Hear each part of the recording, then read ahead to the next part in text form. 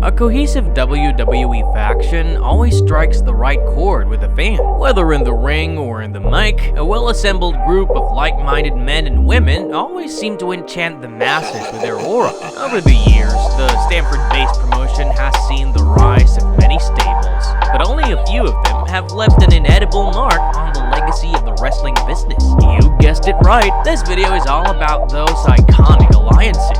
We have made some considerations. The group must consist of at least 3 members, so no tag team, and the ensemble must have a brainchild of WWE only. For example, while the NWO existed in WWE, its conception occurred in the erstwhile WCW, hence we're not considering that. Phew, now that we've got that out of the way, let's look at the top 12 WWE factions ever.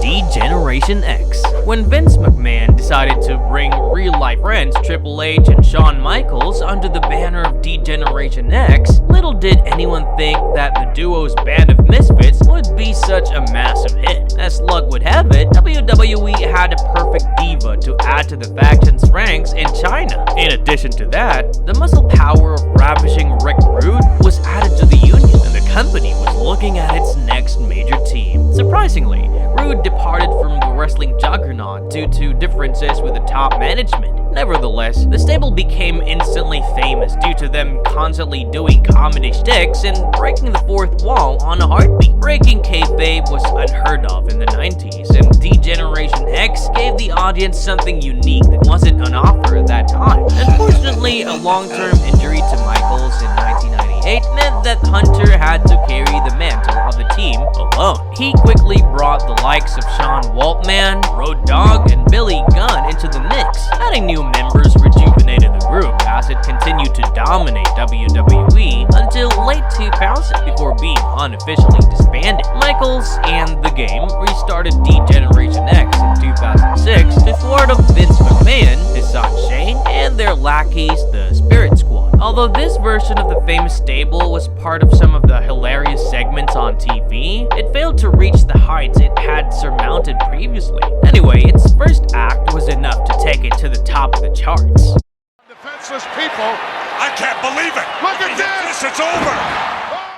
The Hart Foundation. This talented union of Canadian grapplers first started in WWE way back in 1985. The brother-in-law duo of Bret Hart and Jim Neidhart made the core of the foundation. It fits into our criteria, only if we consider the group's manager, Jimmy Hart, its member. So, let's talk about the familial stable's impressive exploit. Apart from being a 2-time WWE Tag Team Champion, the partners were a joy to watch between the ropes. Both were technically superior to their peers and dropped regular master classes in the ring. It is a huge testament to Hart and Neidhart's dream team-up that they stayed together till as late as 1991 when they finally split up. The Hitman tried to capitalize on the group's popularity by immediately starting the new Hart Foundation with his brother, Owen Hart. The brotherly duo were undoubtedly a force to be reckoned with during their run. However, they could not recreate the initial magic that Hart and Neidhart created during their run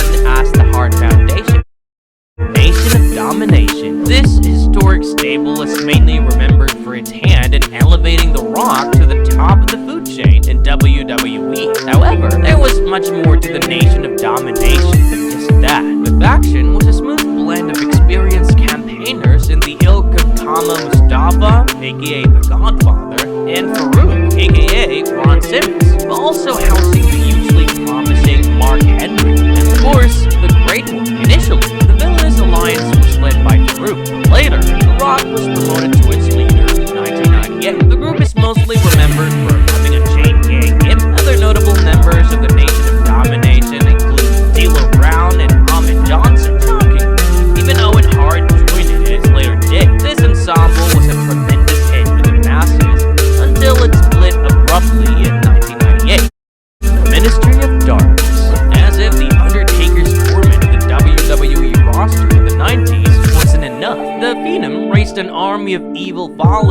originally formed the Ministry of Darkness in 1999. The group would frequently perform occult practices on its adversaries and were the resident executioners of the roster at the time. I mean, who could forget their dastardly sacrifice ritual on Stephanie McMahon when Stone Cold Steve Austin arrived at the last possible moment to rescue the boss's daughter? The members of the Eerie faction included the Acolytes, featuring Bradshaw and Farouk, Viscera, and briefly, the Brood, consisting of Gangrel, Edge, and Christian. Although the team stayed together for just a year, its presence in the roster took the supernatural element to a whole new level.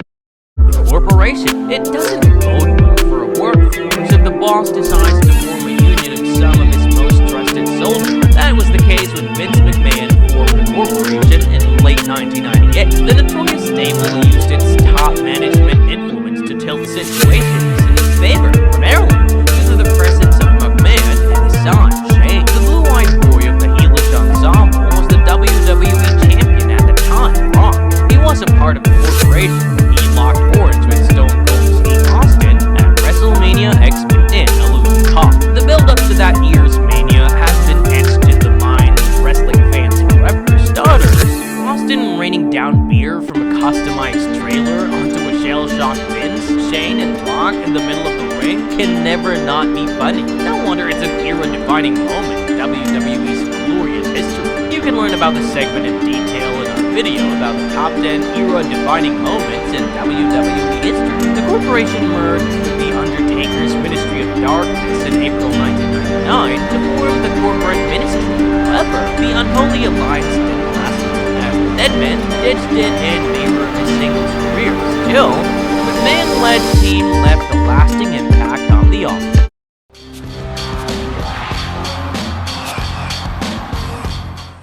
The Brood, blood-sucking vampires have featured in many Hollywood films, but there was a time when they were a part of the WWE roster.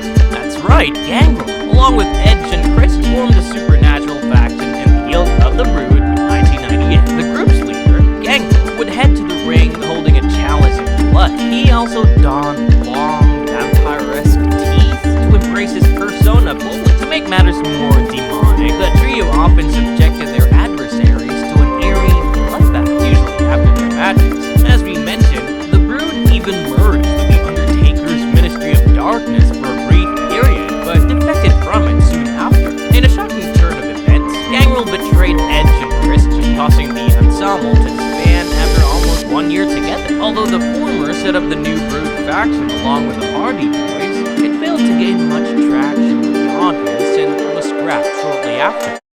The Evolution. If there ever was a WWE stable that brought together different generations of wrestling under one umbrella, it was Evolution. The stable boasted the 16-time world champion Ric Flair, WWE's top star Triple H, and two up-and-coming performers, Randy Orton and Batista. When you pair up wrestling royalty with two promising newcomers, magic is bound to happen. A look at both Orton and the Animals' careers in the company proves that Evolution was a significant part of their learning curve. The Quadruple was a menace to the rest of the locker room as they destroyed whoever came in their path. Ask Kane, who had to part ways with his beloved mask, or Goldberg, who fought hard, but the number game was too much for even him to handle. Nothing showcases the stable's dominance other than the fact that they once held the World Heavyweight title, the Tag Team title, and the Intercontinental Gold all at one point. However, firstly, Orton was kicked out from the group.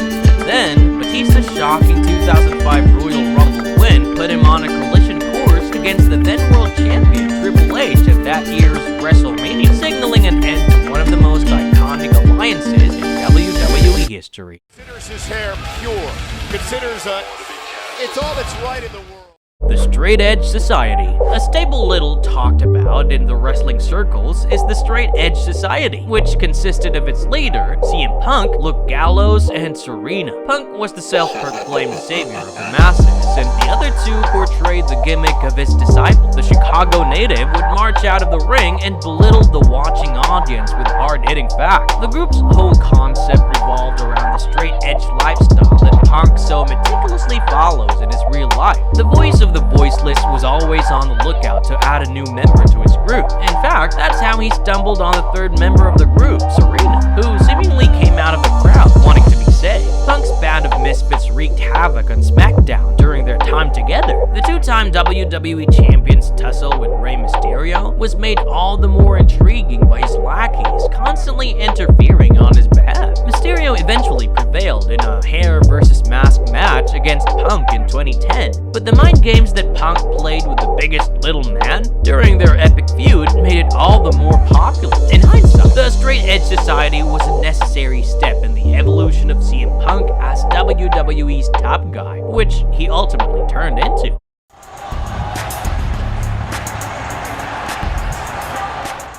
The New Day. WWE took a massive punt in 2014 when it decided to pair up Kofi Kingston, an underachieving singles competitor, Big E, who had a stint as a sidekick on the main roster until then, and a newcomer in Xavier Woods as the New Day. Little did the higher-ups know that the three superstars would forge up a union that would be strong even after a decade in 2024. Amongst themselves, the trio has held the tag team titles a whopping 11 times. The hilarious antics and the superb chemistry between the members of this stable have captivated the WWE fans for a long time. The New Day was sadly reduced to 2 active members as Big E suffered from a career-threatening injury in 2022. Although the 38-year-old grappler hasn't confirmed it, his days between the ropes seem to be over. With the WWE pursuing a slow-burning heel turn from Woods on Kingston since mid-2024, we are now in the endgame for this iconic faction.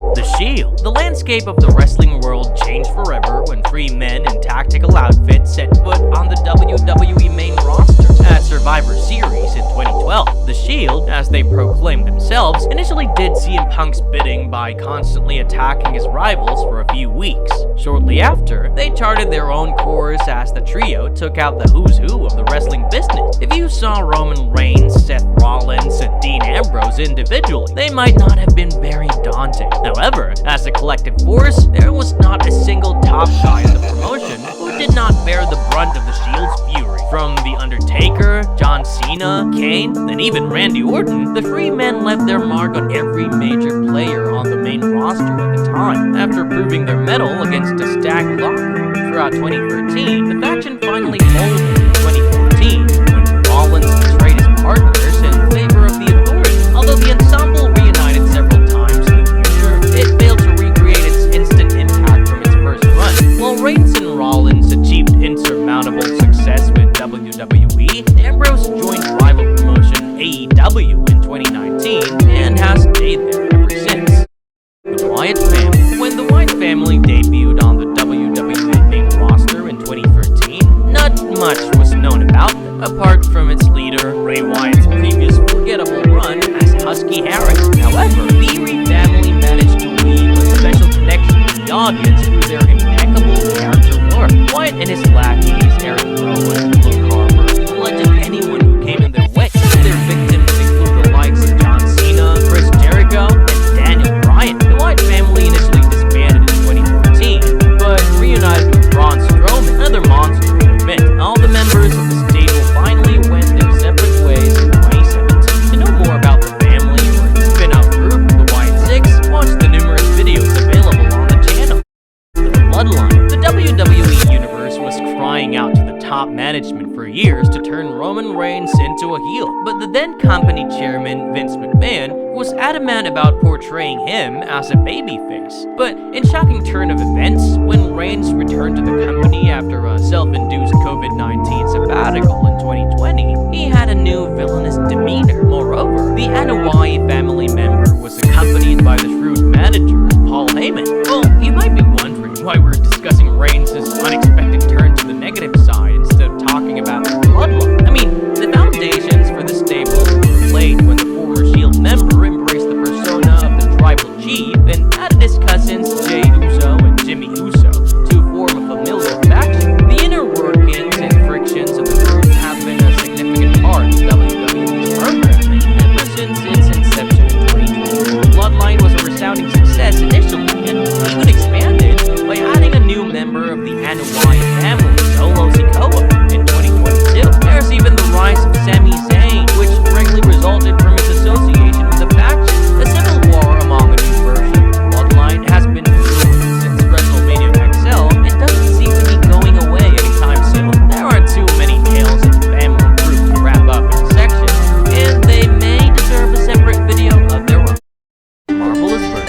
to say that the factions are the heart and the soul of the wrestling industry. WWE's illustrious history is laden with many iconic groups that have dazzled the squared circle over the years. While these stables on the list were amongst WWE's most popular ones, the contribution of other lower mid-card ensembles cannot be denied. But in your opinion, which stable is the best ever in the wrestling juggernaut's history? Let us know in the comments down below. If you like our content, don't forget to leave a like and subscribe to us if you haven't already. Have a good one.